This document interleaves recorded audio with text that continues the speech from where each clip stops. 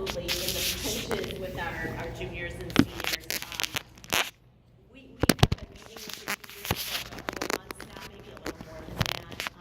And for the most part, I mean, I do believe we've seen the lion's share of them. There are a few that are hiding, and so we're scheduling appointments with the last few who've avoided us for whatever reason. And we'll bring them in, and then following up with the family meeting.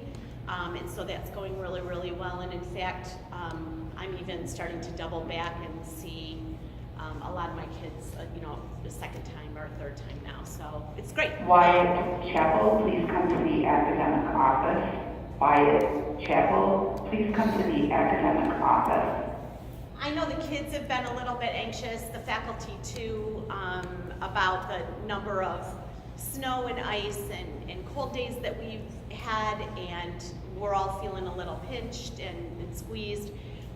You received an email last week saying that mid-goal was moved to this week rather than last week. That is, I believe, unprecedented in my time here. I don't remember us ever moving a mid-goal deadline, but we're giving the kids an extra week. I hope that's not just we're giving them more tests and quizzes and more grades for the grade book, but just in fact, hopefully giving them a little bit more wiggle room to get some things done and to have some more quality time, face time with their teachers, and then again, hopefully get some more grades in the grade book. So we're muddling through goal 3, and hopefully everyone will have a strong finish and then a strong start to goal 4, and then there's light at the end of the tunnel. So for those of you who are parents of juniors, we are talking about college, and part of our junior English curriculum here is writing the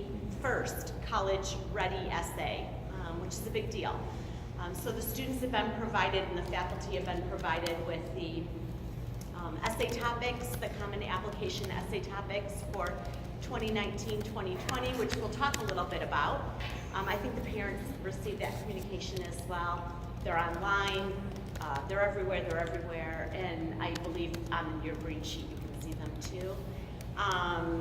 So once the seniors are out of here, off on senior project, we get really focused later in goal 4 with the writing piece. And this is something different. This is something that they're not really accustomed to. We don't ask students to write like this very often. It's really creative writing, not report writing or research writing or synthesizing complicated prose from a novel. That's not what this is. This is very personal. It's very intentional. It helps the colleges and universities get to know the student a little bit better. So, again, we take it very, very seriously. All that said, I do want to just mention that some colleges don't require an essay. So not every college that your son or daughter applies to, will have a required essay. Although maybe it will. So some of the public universities that aren't as selective don't require an essay. They'll say if you'd like to send along a writing statement or a personal statement, of course we'll accept that and take a look at it, but it's not something that's mandatory. If someone is applying to colleges like that and they have a really solid essay, we would encourage them to send it along as part of their application material. But the more selective the university, just in general, the more they want from the student, and the writing can be a big subjective part of the admission process. I'll just use the University of Michigan as an example because we're close and a lot of our students apply to them. They are a part of the Common Application Consortium, so they require the main Common App essay, one of those topics the student would have to write on. And in addition to that, they have a 100-word, that's students, if you could only continue one of your extracurricular activities, which would you choose and why? So very short, 100 words. They have a 250, 300-word diversity essay, which is basically every student belongs to a group. Talk about one of the groups that you belong to and the significance that group plays in your life. And then they have a very long 500-ish word essay that the student needs to write explaining why they're applying to whatever program it is that they're applying to. So why engineering, why literature, science, and the arts, why architecture, why nursing, etc. Long. So let me just underscore it. U of M, long 600-word Common App essay, a 500-word, why are you applying to the program you're applying to, a 250, 300-word diversity question, and 100 words about their extracurricular activity that they would continue. That is writing intensive. That's aggressive, that's demanding, and that's one school. That is one university. So it's quirky. We sit right alongside students, helping them understand what each individual college or university is going to require in the way of writing.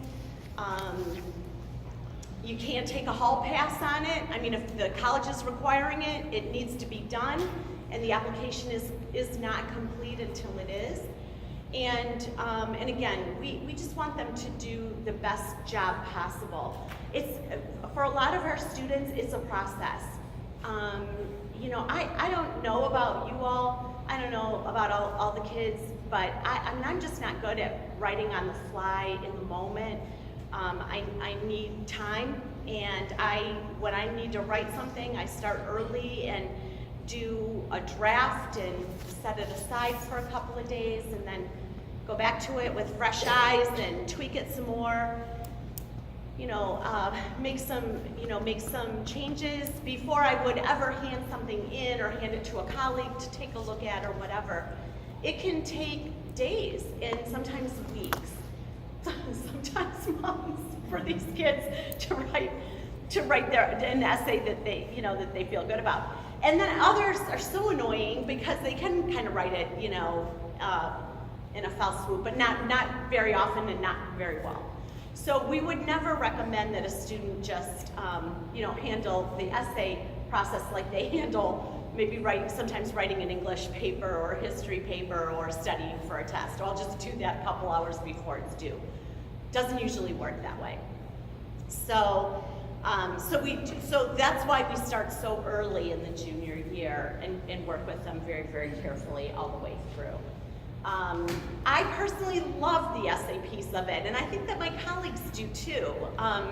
We take a lot of pride in our students. We take a lot of pride in the work that they produce, and I really enjoy working with young people on their college writing. It's really fun for us because you do get to see a different side of the student. These are really personal writings, and you always get a little window into the student, and if it's done right and it's done well, that's exactly what this should accomplish. So yes, the goal is to impress a college or university, the admissions committee, the admissions panel, with an impressive piece of writing. You're trying to really wow the reader, and first and foremost, you just really need to be yourself. As Mrs. Sandoval said, and this is so true, at the time the application goes in, it really is the only thing the student has control over. The grades are set, the test scores are what they are, the letters of recommendation, we'll do a great job on them, but the kids don't see them. The faculty write, we write on the student's behalf, and we do a great job with that here, but the students don't have any control over that. Their extracurricular activities, they are what they are for the most part. They've kind of been building up for 3 years to this point of college application, and you can't try to manufacture something on your list of activities in the last few minutes. Those things are established well before. So students' leadership, their service, their club participation, their sports, all that stuff, it was defined some time ago. So the one really, truly one thing they can control is the writing, is the essay. So, you just never want to, you never want to take a pass on it. Second to the application itself, the essay's a big deal. Again, the more selective the university, the more they're going to really take a look at holistic admission and pick apart every aspect of the application, and the essay becomes really super significant. I think in terms of the pecking order, you guys correct me if I'm wrong. I just always say things so definitively, but this could have some room for maybe, First thing is always curriculum, right? So what courses has the student chosen to take in high school? That's number one, always number one. And then number two, performance. What's the GPA? How'd they do? How many A's, how many B's, and so on. And then maybe test score, although thank God, finally, testing is becoming less and less significant for college purposes. But testing, so curriculum, performance, testing, and then it's some of the subjective stuff, and the essay's right up there, so the power of the word, very, very important. And again, you want to write something that is going to capture the reader's attention. We want the admissions committee, when it's all said and done, to say, well, this is a student on whom nothing is lost. We absolutely need to find a place for, Johnny or Susie in our freshman class, and the essay can really help, help put an exclamation point behind that. So the eyes behind the read. Who are these people who are reading the applications for admission? And it's really fun to talk with students about this because it is a big mystery. And when we're talking about admissions committee or your admissions counselor or admissions representative, they don't really know who that is necessarily until they start visiting college campuses, or in the fall of their senior year, they're meeting a lot of these college reps here in our building. So they have life work experiences like anybody else. And they're reading a lot of essays in a day. During reading season, they can be reading 8 to 10 hours a day, applications for admission. I mean, it's a long day. It's a huge responsibility they're charged with. And many of them are young. A lot of them are recent college graduates. A lot of them work for their alma mater. They're recent college grads from the Ivy League school that they're reading for, or Amherst, or Duke, or Michigan, or whatever. They read 8 to 10 hours a day. They probably read thousands of applications a year. They have to rate and then present applicants to a larger committee. They visit high schools all over the country, including ours. We'll have 100 or 120 college reps filter through our building this fall, which is exciting for the students, exhausting for us. Sometimes 4, 5, 6 a day in the fall, it's crazy. But they all want to get their hands on Country Day, and our students. And they run a lot of interview or campus programs. So when you're visiting college campuses, these are the people you're seeing who are standing in front of you during those admissions presentations. So they are, many of them, lots of them, young. They usually work for a 40 or 50-ish director of admission, and maybe a vice president for enrollment over the director of admission who has a little more experience. But a lot of the admissions reps that we work with are, they're younger, and again, recent grads, and they're kind of like, they're very true to their school. So they're sort of like, well, impress me, I just graduated from here, I know this school really well. What is it about you that we should go ahead and admit and have you enroll? So it's a tough crowd. They want to know that you'll be a good fit. They want to hear the student's voice, you know, in the student's own words. Who is this person and what are they bringing? They absolutely are grading a student's writing ability, and in the end, Mrs. Sullivan always says this and works so well with the students with essay writing, but they want to know how the student thinks. What does the student think about? What do they care about? And so, you know, how a student thinks, very, very important. The reader, the admissions rep knows the audience, trust me. They know that these are 17 and 18-year-olds. So the student needs to be honest with themselves about who they are. The reader knows who they are. You know, certainly we know who they are.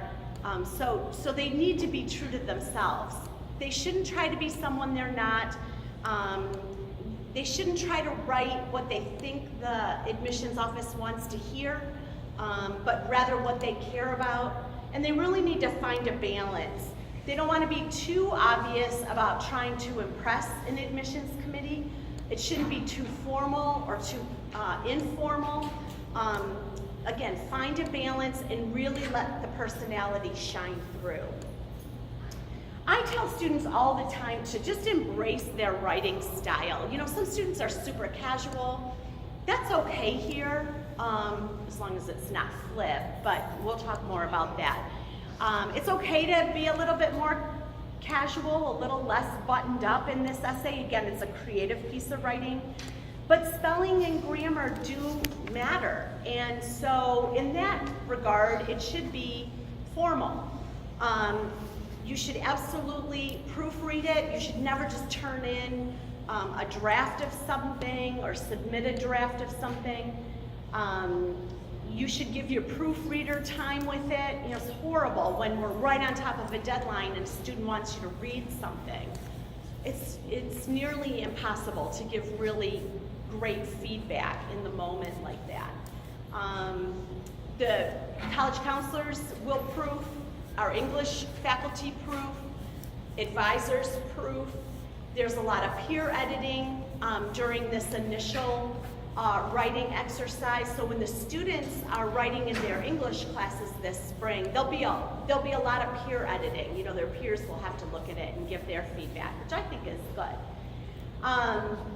Because sometimes their friends know them, you know, really, really well and can give some constructive feedback too. But it's all about putting in the energy and the effort, and in the end, realizing that no one is perfect, although we want to get that piece of writing as close to perfect as we can. You know, we walk a fine line here with the editing because, or proofing, I shouldn't say editing, it is kind of editing. We go with a heavy hand, and probably a more heavy hand than we should, if I'm being perfectly honest. We need the kids, we need your sons and daughters to really own all of this, but know that we're here, and we are happy, willing, ready to help them if they will reach out to us. When we see something later that they've submitted that we didn't get a look at, sometimes it's, you know, it causes us a lot of anxiety. So they should really utilize the professionals around them. You know, should they have 15 people proofing their essay? No. Should they have 10? No. 5? No. But I think a parent, because you know, you guys know them so well, a college counselor would be great. And if they want to bypass us and go to an English teacher or an advisor, that's fine too. You shouldn't have everybody look at it though. Again, it's so subjective. You get so much feedback then, it's confusing for the student.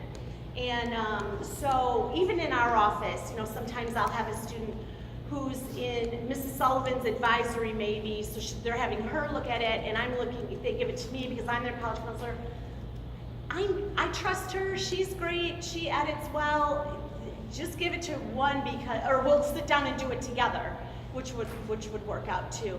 Because again, you're getting sometimes different feedback, and that's not necessarily great. So we don't want them handing out their essays like paper plates, you know, or frisbees. Just Pick one or two people and then feel confident about that. So the opening or the hook is vitally important. And in the end, the student should write about something that they know well and really care about. The essay will be so much easier if they just do that, rather than trying to make something up as they go. It should have vivid nouns and verbs. It should have details that really get the sensory going, your senses going. I think students need to realize that little tiny moments can play big, you know, when it comes to the essay. I always talk about the essay that the student wrote about the pumpkin patch. You know, they wrote about this this annual fall trip that the family made to the pumpkin patch, you know, to pick out pumpkins, and how she was going to miss that, you know, when she was away on a college campus the next fall. Still, you know, so sweet.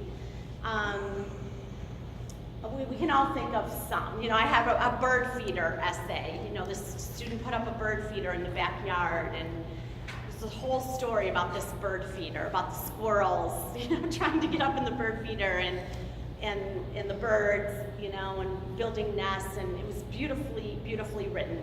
I had a student write about this gig he had at Somerset Mall, playing that grand piano on the south side of the mall at Christmas time, you know, at the holidays, and still brings such a smile to my face and warms my heart. So little moments, right? But they can create beautiful, beautifully written essays. And mistakes that students make can often make great essays. So I always say you don't have to be a saint. You know, like, you can write about a time when you made a mistake, when you fell flat, when you didn't have the best judgment. That's okay, because those can sometimes play really, really well. So good writing is, it's lean, it's narrow, it's progressive, it just keeps things moving. It really captures the reader's attention. It tells a story. Sometimes a really good essay would be a student revealing something, kind of like telling a secret that maybe no one else knows. A good essay can be written as a metaphor. Some of it is, you know, moving on, or maturing, growing up, or again, something that they've overcome, you know, a great metaphor. Great essays show, they don't tell, but they show. Hard to do, but the successful ones do exactly that. And then again, it should have a point. What did the student learn? What's the takeaway? I always think that the tone of this essay, the main college essay, should be, think about this, should be a comfortable sweater and a worn pair of shoes, rather than a tuxedo. Okay, so just think that should be kind of something that you can maybe visualize. It should be warm and comfy rather than something uptight and structured. Shane Sanders, please see Mrs. Driver in the academic office. Warm and comfy, but not pajamas. Okay, so still solid. So in the end, the students absolutely have to answer the question. They need to be sincere. Their sincerity needs to come through. It should be, obviously it needs to be original, it should be interesting. I always think it's best when it tells a story that no one else could tell. It has to be so uniquely that student. Those are wonderfully done. Not a glorified travelogue. Oftentimes the student just wants to talk about, you know, a trip they took to somewhere. Be careful with those, because a lot of times that is already reflected in another part of the application. And if we do this essay right, it wouldn't be anything about what we're seeing in other areas of the application. So it shouldn't be a glorified list of extracurricular activities. No, that's not the purpose. It shouldn't be, you know, a place that they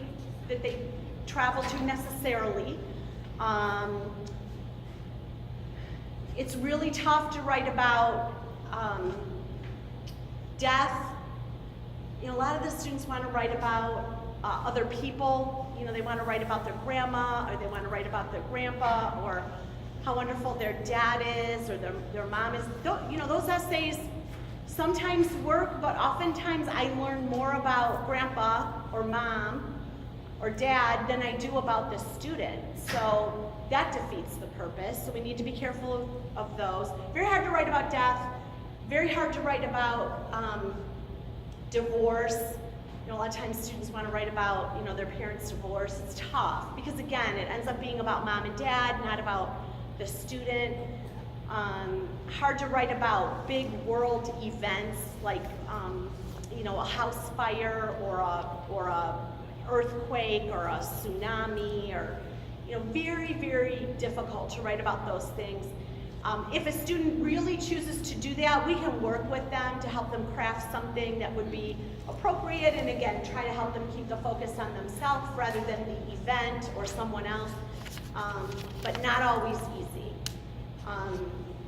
Don't use a thesaurus. Make one point really, really well. I think what a lot of students do is they take a topic that's so broad that it's kind of this helter-skelter approach. It's all over the place. And I would say it's like looking through the lens of a camera. Keep zooming in, you know, instead of writing about a day at the fair that includes every ride they went on and every, you know, animal they saw under the big top, and it should be one little moment. You know, it should be standing in front of the cotton candy vendor, you know, with the cotton candy on the stick and getting all sticky. So again, sometimes difficult for students, but if it's done well, that's exactly how it should be.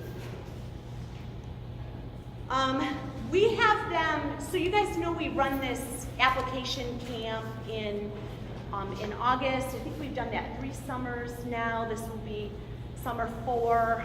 We're looking forward to it. We're gonna float those dates out to you sometime this month. We'll get them out there. You don't register for that through the Country Day Summer course portal. We'll just send you an email and give you the details, and then if you want to register, you get back to us.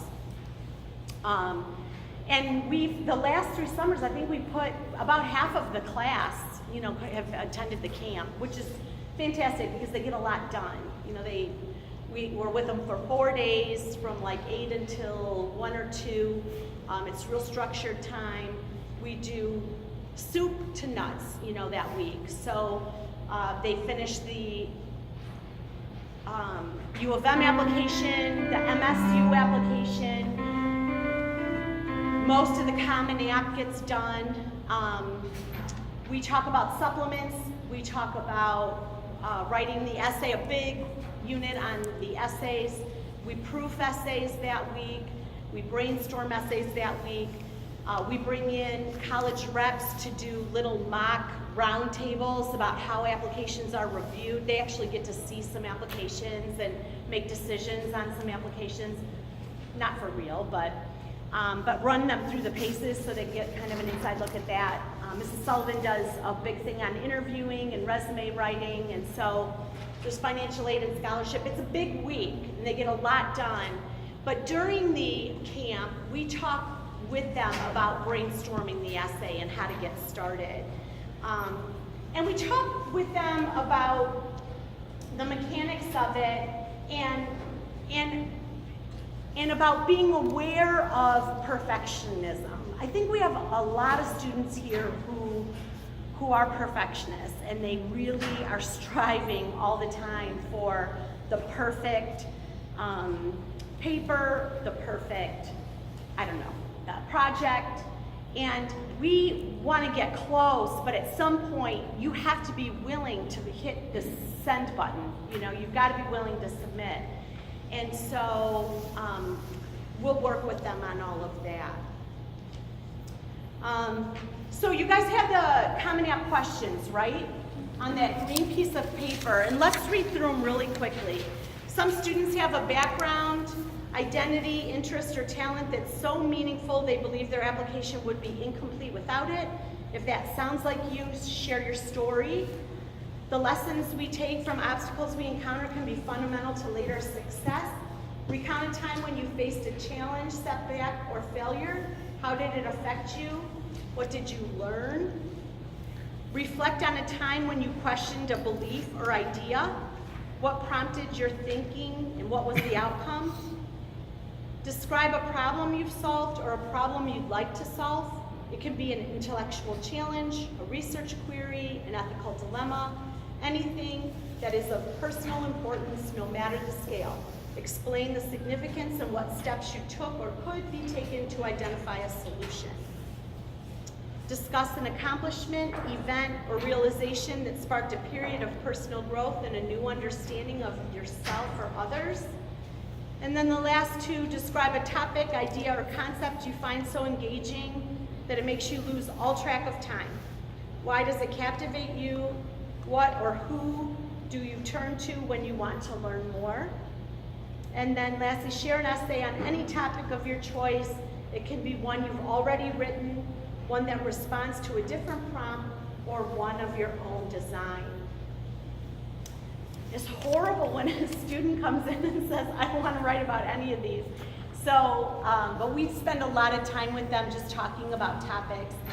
And again, we have a number of brainstorming activities that we use with them to help them get started. So I think for the most part, in their junior English class this spring, they will get an introduction to this. I would say maybe a third of them end up, a quarter or a third of them end up using that essay or some version of the essay that they write in English class. The rest of them will start over. They'll start over. The applications usually come up and are available right around August 1st. As soon as they're up, the college counselor will let them know so that they can begin filling out the applications and begin writing. And again, each individual college or university has their own essay requirements. Any college that's on the Common App will require one of those essays to be responded to, one of those topics to be used. And then they'll have maybe some short answers that they want from the student, or many of them will have the why are you applying to University of Pennsylvania, why are you applying to Cornell, why Princeton, why Duke, those kinds of essays, which are usually quite long, quite detailed. And the student would have to be very specific about what it is about that college or university that attracts them. Why are they applying? Why do they think it's a good fit? Why do they feel that will be a place that they will be able to learn and grow over the next 4 years of their life? And what are they bringing? What are they bringing that will enhance the university or the college experience for the people around them? So it's an exercise, absolutely. Can I insert something here, not that anybody wants to hear it, but I think this is where students lose the admit right here. I don't think it's their inability to write an essay about themselves. I think it's right here because people apply to too many colleges. Well, and you can apply to as many as you want. We've got somebody applying to over 20 this year, but it's hard to visit all those colleges. It's hard to really know all those colleges. It's hard to write this supplement. Why do you want to go to my college with any depth? And the people who, remember the people who are reading this work there. So they know when you're just, inserting a different name into the college. People do that, like they'll just find and, replace one college for another. And this is the part that people wing, I think. And this is, I believe, the reason people are admitted or not more than the Common App essays, because they actually are applying to colleges that are not good fits for them. Too many colleges. They're not focusing the application, and it's obvious, really. Read the thing out loud. I've sat on my bed before meetings and emailing students back saying, don't apply to this college, this is what you're talking about. You're talking about their study abroad program that every college has.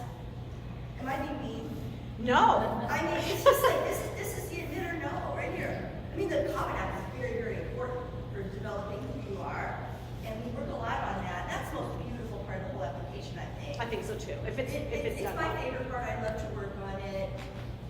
But I've seen stuff that's not exactly poetry on this one. I agree with you 100%. We're at a school that, we have a headmaster who doesn't limit the number of applications that a student submits. I mean, we are here to support the student. Whatever the student decides, we'll process, we'll gladly see it through and work real hard on behalf of the student. In the perfect world though, from where we all sit, it would be a single-digit list. It wouldn't be 10, 12, 15, 20 colleges or universities. So really tough for a student to achieve and to be sincere about. You have to write so specifically about why you are applying to each individual college. It is near impossible to do that for 20 schools or even 15 and sometimes even 10. Applying to college is like having another class.